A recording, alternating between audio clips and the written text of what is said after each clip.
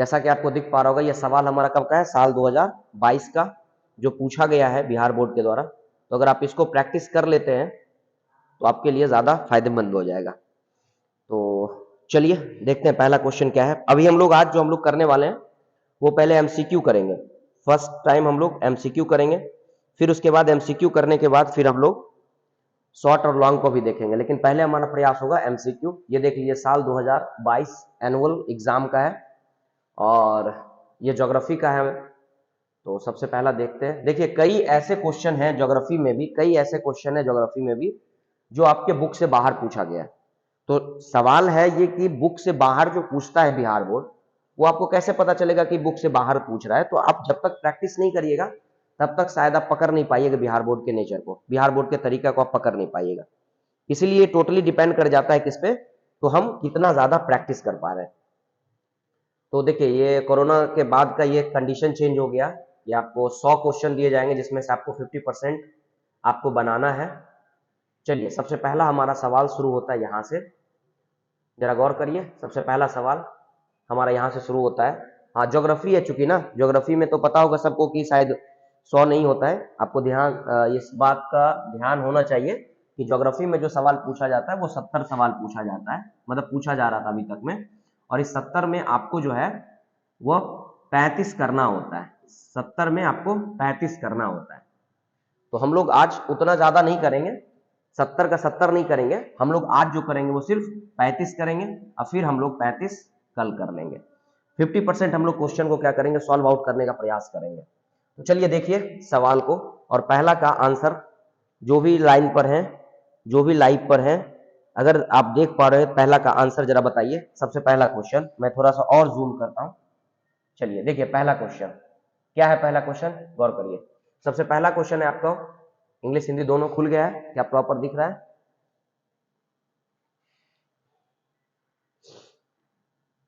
चलिए, प्रॉपर दिख रहा है मेरे हिसाब से। तो अगर ये प्रॉपर दिख पा रही है तो चलिए पहला का आंसर बताइएगा क्या होगा। सबसे पहला आंसर क्वेश्चन है कि नव निश्चयवाद संकल्पना का प्रतिपादन किसने किया। सवाल देखिए और आंसर दीजिए। सवाल क्या है कि जो हमारा नव निश्चयवाद संकल्पना है उसका प्रतिपादन किसने किया, यानी who profound that concept of neo determinism. Neo determinism concept को किसने दिया? आपको पता है नियो डिटर्मिनिज्म किसने दिया? क्या आप बता सकते हैं नियो डिटर्मिनिज्म किसने दिया? जल्दी बताइए, नियो डिटर्मिनिज्म किसने दिया? अगर आप देख रहे हैं तो बताइएगा, नियो डिटर्मिनिज्म किसने दिया? जल्दी बताइएगा, नियो डिटर्मिनिज्म किसने दिया? नव निश्चयवाद की संकल्पना किसके द्वारा दिया गया?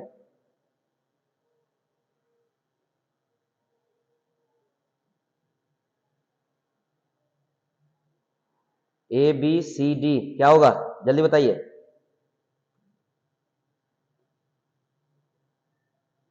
ए B C D, Prateek A, Albert डिमांजियाना नहीं होगा। और कोई? और कोई? नव निश्चयवाद की संकल्पना किसने दिया?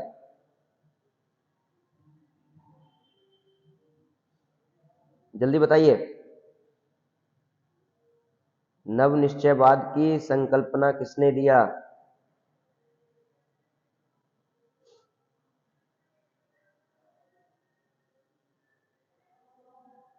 कोई नहीं। चलिए ठीक है, देखिए इसका आंसर हो जाएगा नव निश्चयवाद की, इसका आंसर क्या हो जाएगा बताइए? इसका आंसर हो जाएगा ग्रिफिथ टेलर। याद रखिएगा, ग्रिफिथ टेलर, जिन्होंने नव निश्चयवाद का दिया था, जिसमें उन्होंने बताया था कि एक तरफ नेचर, दूसरी तरफ ह्यूमन, इन दोनों को आपस में जोड़ करके चलना पड़ेगा।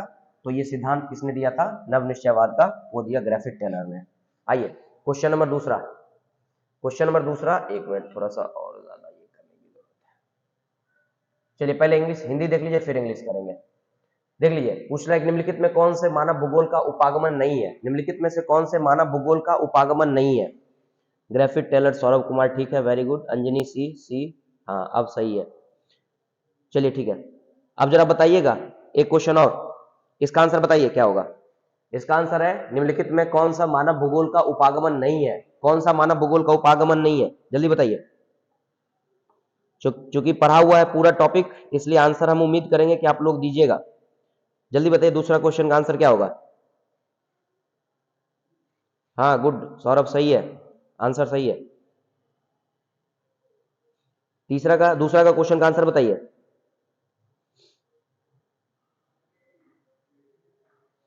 निम्नलिखित में कौन से मानव भूगोल का उपागमन नहीं है? अगर आप इसको क्वेश्चन को पढ़िएगा, जरा गौर करिएगा। लिखा है निम्नलिखित में कौन से मानव भूगोल का उपागमन नहीं है, जिसमें स्थानिक संगठन दे रहा है, प्रादेशिक विश्लेषण दे रहा है, क्षेत्रीय विभेदन दे रहा है और मात्रात्मक क्रांति दे रहा है। अगर आप इसी को इंग्लिश में देखिएगा, पूछ रहा है which of the following is not approach of human geography? Special organisation, regional analysis, areal difference and quantitative revolutions. कौन सा होगा? जल्दी बताइए कौन सा होगा? इसका आंसर कौन सा होगा? जल्दी बताइए।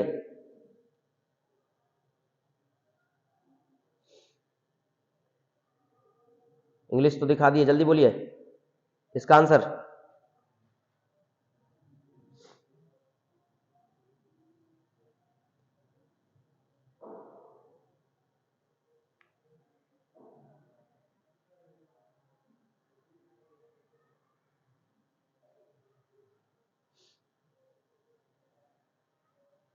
जल्दी बताइए, चले नहीं तो आगे। चलिए बता दे रहे हैं, इसका आंसर जो होगा वो हो जाएगा कौन सा?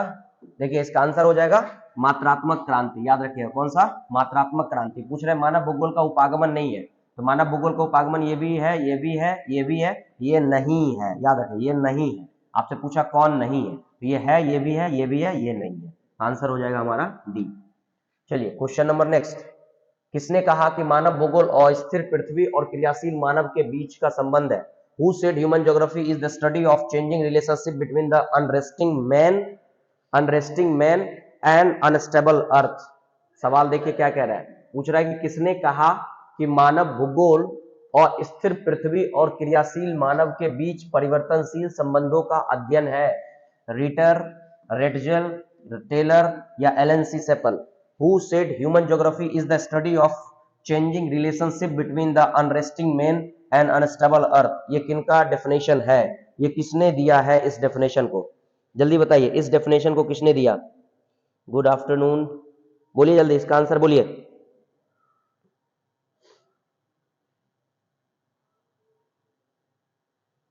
जल्दी बताइए इसका आंसर बोलिए, किसने दिया है?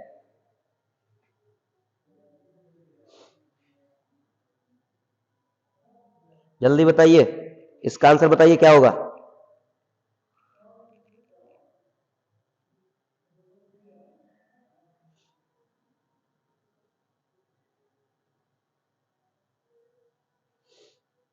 चले नहीं पता? चलिए देखिए इसका परिभाषा ये जो दिया है ये किसके द्वारा दिया गया? एलन सी सैंपल के द्वारा दिया गया। एलन सी सैपल के द्वारा दिया गया, याद रखिएगा। ये परिभाषा दिया गया किनके द्वारा? एलन सी सैपल के द्वारा। तो आंसर क्या हो जाएगा? डी हो जाएगा। उन्होंने ही बताया था कि जो मानव भूगोल है वो अस्थिर पृथ्वी और क्रियाशील मानव के बीच का परिवर्तनशील संबंध है। चलिए आगे नेक्स्ट क्वेश्चन। सैन्य भूगोल मानव भूगोल के किस क्षेत्र का उप क्षेत्र है? बताइए जरा। सैन्य भूगोल यानी जिसको हम लोग बोलते हैं मिलिट्री ज्योग्राफी इज अ सब field of which field of human geography? पूछ रहा है कि जो सैन्य भूगोल है वो मानव भूगोल के किस क्षेत्र का उप क्षेत्र है? सामाजिक भूगोल, जनसंख्या भूगोल, आर्थिक भूगोल या राजनीतिक भूगोल? आपको पूछ रहा है मिलिट्री ज्योग्राफी इज अ सब field of which of the human geography? Social geography, population geography, economic geography या पॉलिटिकल ज्योग्राफी? जल्दी बताइए इसका आंसर क्या होगा? जल्दी बताइए।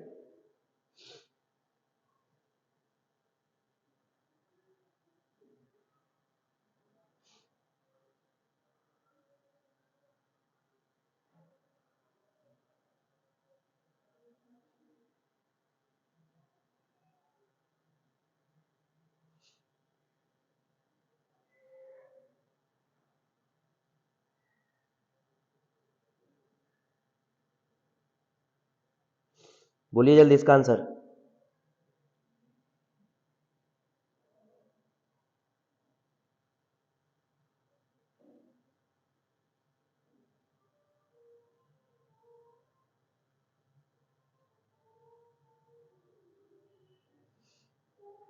3 का आंसर क्या होगा, क्या बता रहे हैं? 4 का आंसर बताइए, 4 का, 4 का आंसर बताइए।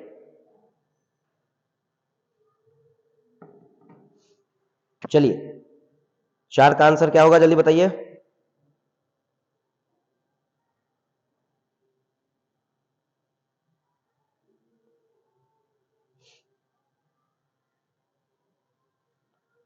चलिए 4 का आंसर क्या हो जाएगा बताइए। पूछ रहा है कि सैन्य भूगोल मानव भूगोल के किस क्षेत्र का उपक्षेत्र है, बताइए। सामाजिक भूगोल में सैन्य भूगोल का क्या मतलब है, जनसंख्या भूगोल में क्या मतलब है, बन सकता है एक आर्थिक भूगोल और राजनीतिक भूगोल, है ना, बन सकता है। तो राजनीति को बचाने के लिए हम लोग ज्यादातर सैन्य पे खर्च करते हैं, है ना। तो ये हो जाएगा, इसका भी आंसर क्या हो जाएगा आपको, डी हो जाएगा। क्वेश्चन नंबर 5 पूछ रहा है कि निम्नलिखित में से कौन से क्षेत्र में जनसंख्या सघन है। सघन का मतलब होता है जहां जनसंख्या सबसे अधिक है, जहां पर जनसंख्या का घनत्व तो सबसे अधिक है, सबसे अधिक जनसंख्या है।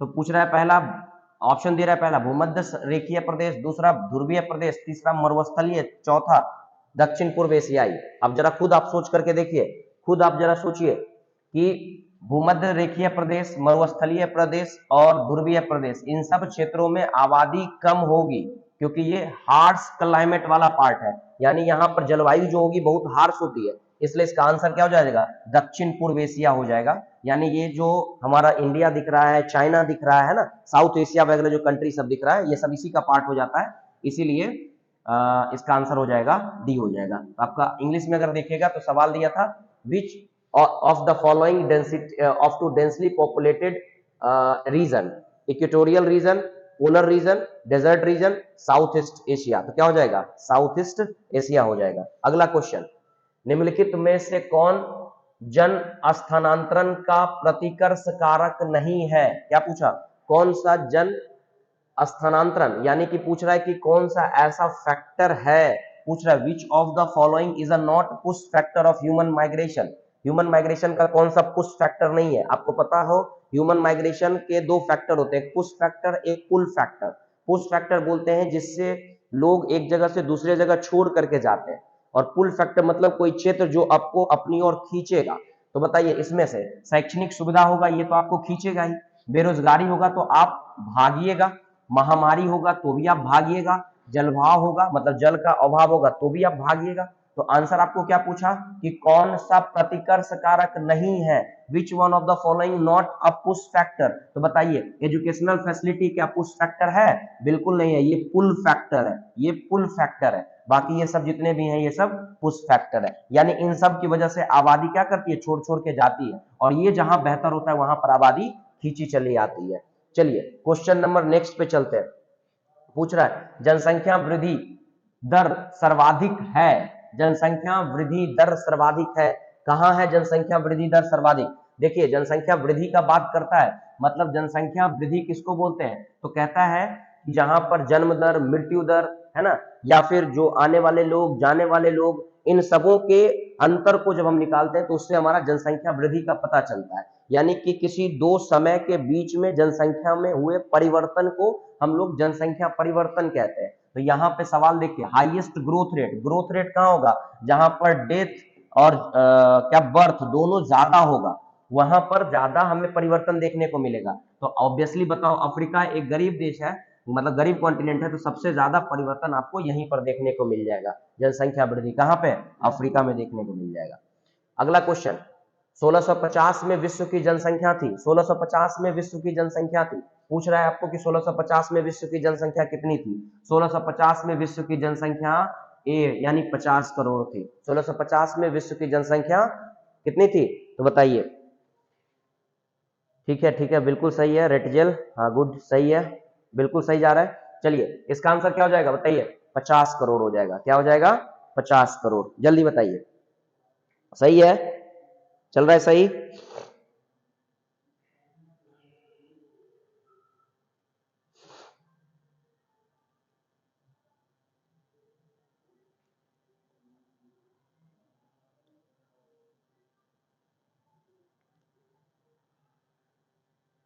चलिए गुड, अगले क्वेश्चन की तरफ चलते हैं। इसका आंसर ये हो जाएगा। अगला क्वेश्चन क्या है, अगला क्वेश्चन 9 नंबर क्वेश्चन है आपका, 9 नंबर क्वेश्चन है। कि पूछ रहा है कि निम्नलिखित जनसंख्या में, गौर करिएगा क्या लिखा है, निम्नलिखित जनसंख्या में कौन सी जनसंख्या के कार्यशील आयु वर्ग का प्रतिनिधित्व करती है, कार्यशील आयु का प्रतिनिधित्व करती है। अब बताइए कार्यशील आयु किसको बोलिएगा, कार्यशील आयु वो बोलिएगा जहां पर लोग जहां पर ज्यादा कार्य करने वाले की वर्ग का होते हैं। मतलब समझिए जनसंख्या को हम लोग एज के आधार पर 3 भागों में बांटते हैं। एक होता है किशोरावस्था, कौन सा होता है, किशोरावस्था। एक होता है जिसको कार्यशील जनसंख्या आप बोल सकते हैं वो, और एक होता है वृद्धावस्था। आप खुद ही समझ गए होंगे कार्यशील जनसंख्या में कौन होगा, जो काम करने लायक होगा। तो 15 से 65, 18 से 60, 18 से 62, 15 से 59, तो ये होगा इसका आंसर। 15 से लेकर के कहां तक, 59 तक। इसका आंसर क्या हो जाएगा, डी हो जाएगा। क्या हो जाएगा इसका आंसर, डी हो जाएगा। अगला क्वेश्चन नेक्स्ट, निम्नलिखित में से सबसे अधिक लिंगानुपात किसका है। पूछ रहा है कि सर्वाधिक लिंगानुपात विश्व में किसका है। लिंगानुपात जानते होंगे ना, जो मेल और फीमेल यानी कि पुरुष और महिलाओं की जनसंख्या के बीच के अनुपात को हम लोग लिंगा अनुपात बोलते हैं। यानी कि मेल और फीमेल के बीच के जो रेशियो होते हैं पॉपुलेशन को, उसको हम लिंगानुपात कहते हैं। तो सवाल आपसे पूछ रहा है कि लिंगानुपात सबसे अधिक कहाँ है, तो सबसे अधिक लिंगानुपात कहाँ है बताइए, वो है लातविया में। सबसे अधिक लिंगानुपात कहाँ है, लातविया में। और सबसे कम अगर बात करेगा तब अरबियन कंट्री में हो जाता है, यूएई जैसे कंट्री में हो जाती है। अगला क्वेश्चन क्या है, पूछ रहा है कि निम्नलिखित में से 11वां नंबर क्वेश्चन, निम्नलिखित में मानव विकास सूचकांक का मापक है। आपको पता होगा एचडीआई को हम लोग मापते हैं, एचडीआई ह्यूमन डेवलपमेंट इंडेक्स, इसको मापते हैं हम लोग हेल्थ से, इसको मापते हैं हम लोग एजुकेशन से, इसको मापते हैं हम लोग इनकम से, पर कैपिटा इनकम से, इन सब चीजों से मापते हैं एचडीआई को। तो पूछ रहा है which one of the following measure of human development index, human development index का कौन सा इसमें फैक्टर है। तो देखिए स्वास्थ्य तो है ही, शिक्षा भी है, संसाधनों तक पहुंच का मतलब वही हो गया आप कितना कमा पा रहे हैं, और ऑप्शन डी हो जाएगा उपयुक्त में से सभी। का आंसर हो गया आपका डी, आंसर हो गया आपका डी। चलिए कोई डाउट नहीं यहां तक में, अगले क्वेश्चन की तरफ चलिए। अगला क्वेश्चन है आपका, निम्नलिखित में विद्वानों में पूछ रहा है कि किस विद्वान को, who among the following scholar has determined human development index. पूछ रहा निम्नलिखित विद्वानों में से किसने मानव विकास सूचकांक को प्रतिपादित किया। मानव विकास सूचकांक को प्रतिपादित करने वाले बताइए, रीटर नहीं, महबूब उल हक बिल्कुल, प्रोफेसर अमर्त्य सेन ये भी हैं, और इसी से पहले ये नहीं होंगे, इस दोनों में से हो सकते हैं। तो मानव विकास सूचकांक को प्रतिपादित करने वाले में से डॉक्टर महबूब उल हक थे। पता होगा उस समय ये यूएनडीपी के अध्यक्ष थे, इन्हीं के कार्यकाल में ये रिपोर्ट लाया गया था। तो आंसर क्या हो जाएगा, सी, डॉक्टर महबूब उल हक जो पाकिस्तान के थे। चलिए अगला क्वेश्चन, मानव विकास सूचकांक में विश्व के देशों में कौन सबसे उच्चतम कोटि पर है, यानी which one of the following country of this world has highest rank in the human development index. Human development index में पूछ रहा है कि नंबर 1 पर कौन है, ह्यूमन डेवलपमेंट इंडेक्स में पूछ रहा है नंबर 1 देश कौन सा है। बताइए एचडीआई में नंबर 1 देश कौन सा है, थोड़ा बताइएगा तो इसका आंसर, एचडीआई में नंबर 1 देश कौन सा है, एचडीआई में नंबर 1 देश कौन सा है।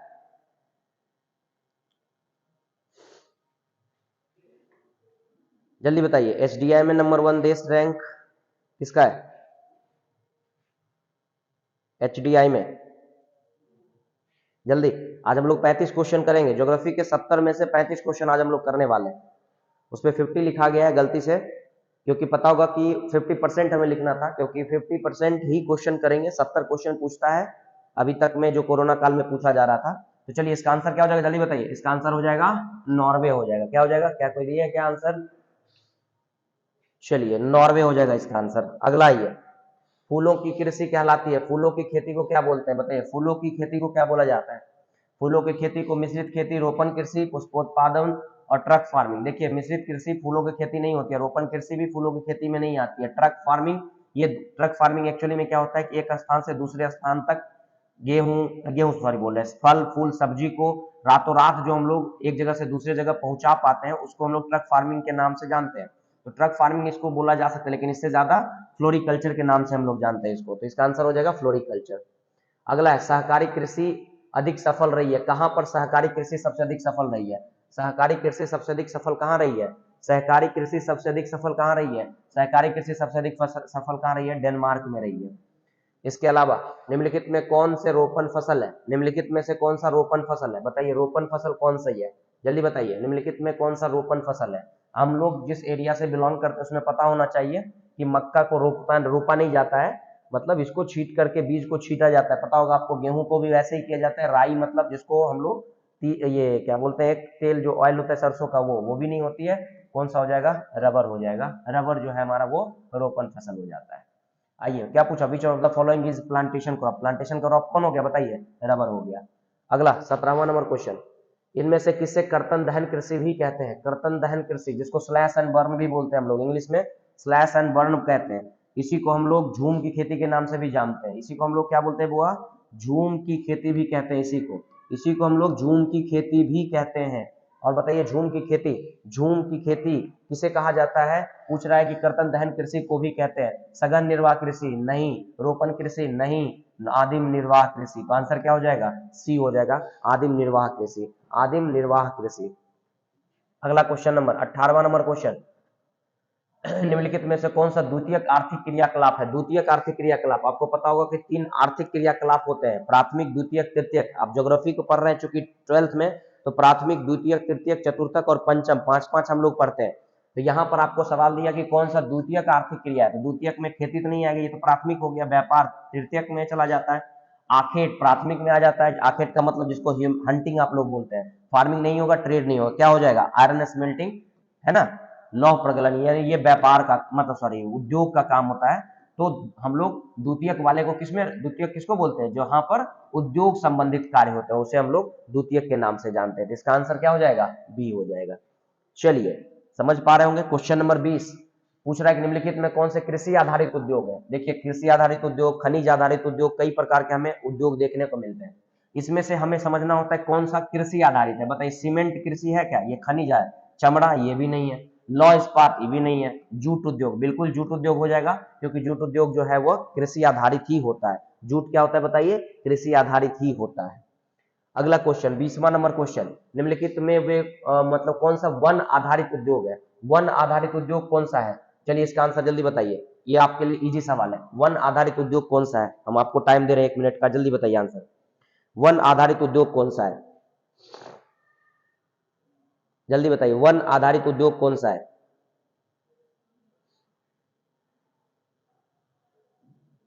जल्दी बोलिए, वन आधारित उद्योग, ये बहुत इजी सवाल है, ये बनना चाहिए, ये बनना चाहिए, बोलिए।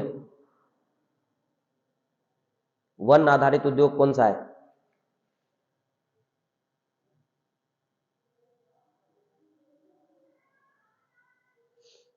बोलिए, वन आधारित उद्योग कौन सा है।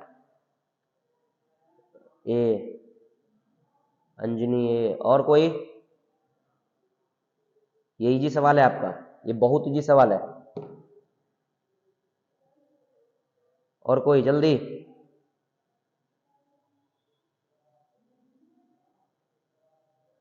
जल्दी बोलिए, एक ही अभी तक अंजनी भारती का आया है सिर्फ।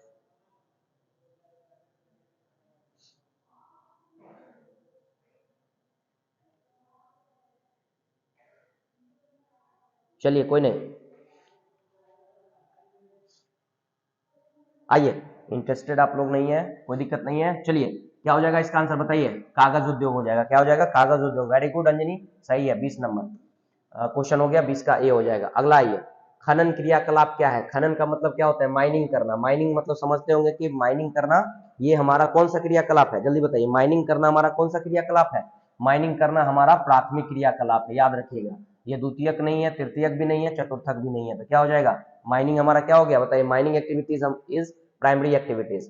निम्नलिखित में से कौन सा पंचम क्रियाकलाप है। देखिए, अभी जस्ट हम आपको बताए थे ना, हम लोग 12th के ज्योग्राफी में हम लोग एक क्रियाकलाप नहीं पढ़ते, 5 क्रियाकलाप पढ़ते हैं। अब उसमें से जो हमारा 5 क्रियाकलाप में से है, वो पंचम क्रियाकलाप आपको पूछ रहा है कौन सा है। खेती तभी जस्ट आप पढ़ लिए, प्राइमरी है। व्यापार पढ़ लिए आप, कृषि और सेवा का हो जाता है। आखेट जो है ये प्राथमिक हो जाती है। तो जो बाह्य स्रोत है, आउटसोर्सिंग जिसको हम लोग बोलते हैं, है ना, वो आउटसोर्सिंग हो जाएगा, यानी बाहरी से जो इनकम करना वो हमारा हो जाता है। तो इसका आंसर क्या हो जाएगा बताइए, डी हो जाएगा। क्या हो जाएगा आंसर, डी हो जाएगा। अगला क्वेश्चन, रेल मार्ग का जाल सबसे अधिक कहां पर है। पूछ रहा है किस कॉन्टिनेंट में या किस जगह पर सबसे अधिक रेलवे का जाल बिछा हुआ है। सबसे अधिक रेलवे का जाल बिछा हुआ है संयुक्त राज्य अमेरिका में। सबसे अधिक रेलवे का जाल बिछा हुआ है संयुक्त राज्य अमेरिका में, याद रख लीजिएगा। इसका आंसर क्या हो जाएगा, डी हो जाएगा। क्वेश्चन नंबर 25, बृहद ट्रंक मार्ग, जिसको हम लोग ग्रेट ट्रंक रूट के नाम से भी जानते हैं, ग्रेट ट्रंक रूट के नाम से भी जान सकते हैं। अब बताइए, पूछ रहा है बृहद ट्रंक मार्ग संबंधित किससे है? बृहद ट्रंक मार्ग किससे संबंधित है? ये याद रखिएगा, ये जो है आपको वो उत्तरी अटलांटिक समुद्री मार्ग को हम लोग बृहद ट्रंक मार्ग के नाम से भी जानते हैं। इसलिए हम लोग इसको बृहद ट्रंक मार्ग के नाम से जानते हैं क्योंकि यहाँ पर जो उत्तरी अमेरिका है और उधर जो यूरोप है, उस यूरोप के बीच में सबसे अधिक जो व्यापार होता है वो इसी रास्ता से होता है, इसलिए इसको बृहद ट्रंक मार्ग के नाम से भी जानते हैं, यानी नॉर्थ अटलांटिक सी रूट हो जाएगा। डन। अगला क्वेश्चन की तरफ आइए। अगला पूछ रहा है निम्नलिखित में से कौन आंतरिक समुद्री पतन नहीं है? देखिए, इसका सीधा सीधा आंसर अगर आप करना चाहें तो सीधा सीधा कर लीजिए। ये जो है मेम्फिस, मेम्फिस जो है ये मतलब इनलैंड सीपोर्ट नहीं है। बाकी सब के सब एथेंस चले जाइए, मैनचेस्टर चले जाइए, कोलकाता चले जाइए, सब के सब इनलैंड है, यानी समुद्र तट के अंदर इसको बनाया गया है। अगला क्वेश्चन नेक्स्ट, लेनिनग्राद किस प्रकार का पतन है? गौर करिए, 26 नंबर क्वेश्चन, 26 नंबर क्वेश्चन, जरा इसको बताइए। 1 मिनट फिर इस पे टाइम दे रहे हैं, जल्दी बताइए। लेनिनग्राद किस प्रकार का पोर्ट है? कोई बता सकते हैं तो बताइए, जल्दी बताइए।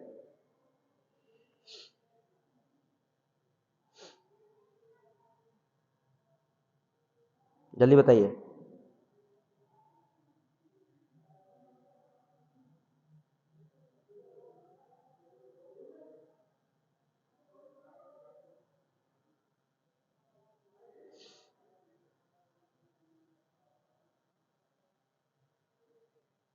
जल्दी बोलिए आंसर कोई।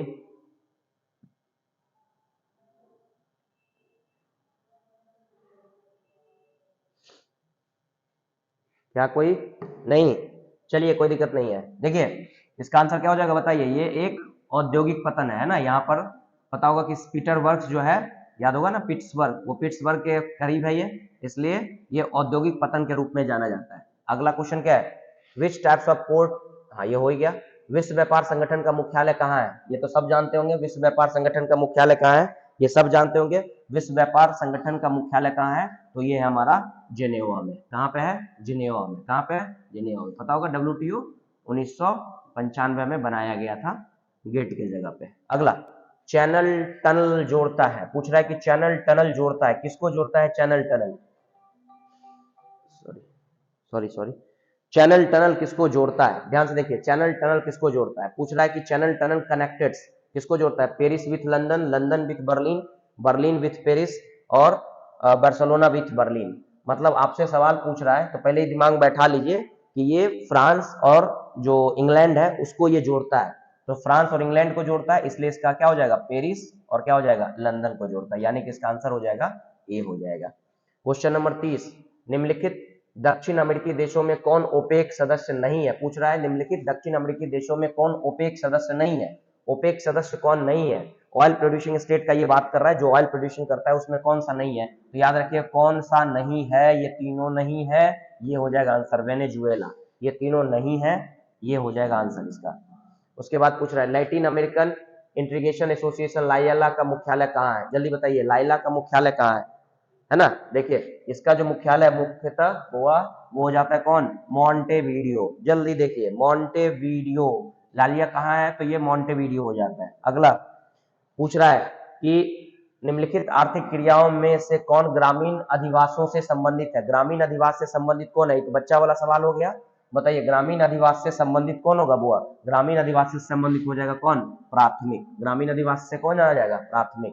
क्वेश्चन नंबर 32, निम्नलिखित में से कौन औद्योगिक नगर है? Which one the following is industrial town? कौन सा इंडस्ट्रियल टाउन है इसमें? बताइए, इंडस्ट्रियल टाउन कौन है? लंदन इंडस्ट्रियल टाउन नहीं है, कैनबरा इंडस्ट्रियल टाउन नहीं है, सिंगापुर इंडस्ट्रियल टाउन नहीं है। इंडस्ट्रियल टाउन कौन है? पिट्सबर्ग है। इंडस्ट्रियल टाउन कौन सा है? पिट्सबर्ग है। इंडस्ट्रियल टाउन कौन सा है? पिट्सबर्ग है। निम्नलिखित में से कौन यूथोपिया की राजधानी है? यूथोपिया की राजधानी, यूथोपिया की राजधानी अदीस अबाबा। यूथोपिया की राजधानी अदीस अबाबा। 34 नंबर क्वेश्चन, निम्नलिखित में से कौन सा परिवहन नगर है? देखिए, परिवहन नगर मतलब जहां पर परिवहन की सुविधा सबसे बेहतर है। अगर हम परिवहन नगर का बात करें तो गौर करिए जरा, परिवहन नगर में लंदन भी हो जाती है, सब परिवहन नगर के सिंगापुर भी हो जाता है, मक्का भी हो जाता है, बीजिंग भी हो जाता है, लेकिन यहाँ पर हमें लंदन को ध्यान रखना है ना। और लास्ट आ जाते हैं आज का 35वां सवाल, हम लोग आते हैं 35 में, विच कौन सा इसमें से नियोजित नगर है? नियोजित नगर कौन सा है? बताइए नियोजित नगर कौन सा। चलिए अंतिम सवाल आप पे दे रहे हैं, नियोजित नगर कौन सा है, जल्दी बताइए। निम्नलिखित में से कौन सा नियोजित नगर है, ये आप पे सवाल छोड़ रहे हैं, जल्दी बताइए। निम्नलिखित में से कौन सा नियोजित नगर है, जल्दी बताइए।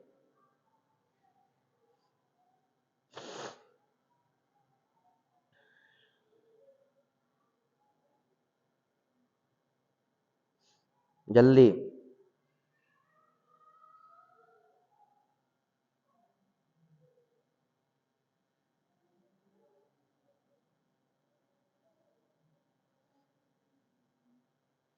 कोई डाउट चले क्या, नहीं ना। चलिए देखिए नियोजित नगर पूछ रहा है बुआ, नियोजित नगर हो जाएगा इसमें कैनबारा। कौन हो जाएगा नियोजित नगर, कौन हो जाएगा, कैनबारा। तो आज हमारा ये 35 सवाल था, इस 35 सवाल को हम लोगों ने कर लिया। फिर 35 सवाल हम लोग कल या परसों मिलेंगे, इसी तरीके से जैसा हम लोग कर रहे हैं सेम वैसे ही हर सब्जेक्ट का हम लोग करने वाले हैं। जितने भी सब्जेक्ट आएंगे उन सब का हम लोग करेंगे, यानी खास करके हिस्ट्री का, ज्योग्राफी का, पॉलिटिकल साइंस का और इकोनॉमिक्स का, इन सब को हम लोग करने का प्रयास करेंगे। ये हमारा आज का ज्योग्राफी का था और 35 क्वेश्चन हम लोग कर लिए। आप इसको एक बार रूम पर घर पे बैठ करके जहां भी है आप वहां पर बैठ करके एक बार रिवाइज कर लीजिएगा। फिर हम लोग अगले क्वेश्चन के साथ मिलेंगे अगले क्लास में, ठीक है। चलिए तब तक के लिए धन्यवाद।